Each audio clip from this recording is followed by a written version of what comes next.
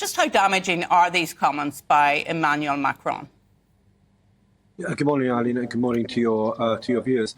Look, I think yet again he makes a fool of himself, and this is not just Conservative Brexiteers arguing this. In the last few years, he's offended quite a few countries. He's offended the Poles, he's offended the Hungarians, he's even managed to offend Western European allies as well. He does have a habit of saying things that he then rows back on and later regrets.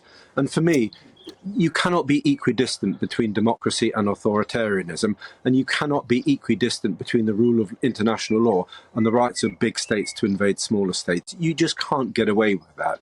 What we need to do, all democracies need to come together to show China a really strong position over what it can and cannot do.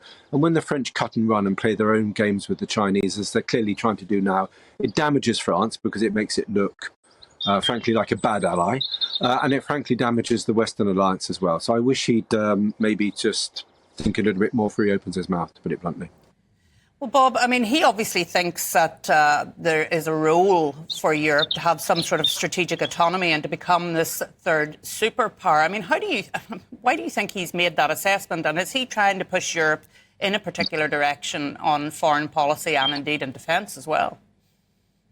Okay, for a long time, the French have wanted to dominate the foreign and defence affairs of the European Union and to present the European Union as some kind of superpower, which France de facto leads. The Germans pay for, but the French lead.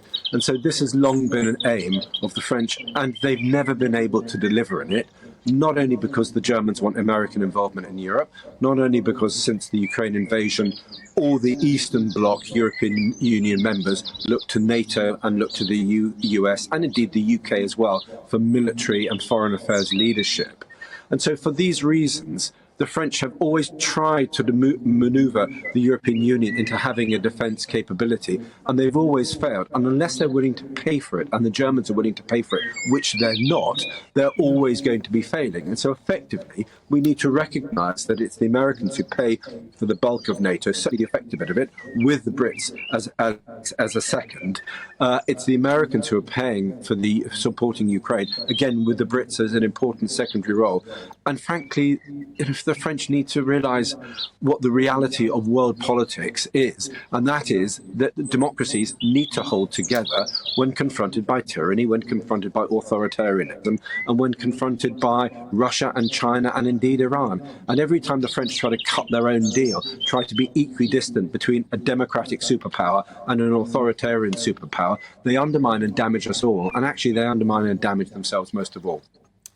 Bob, thanks so much for joining me. I'm sure we'll be hearing more about this as Parliament resumes again tomorrow. And thanks for joining us from what is a lovely venue by the looks of it. Thanks to Bob Seeley.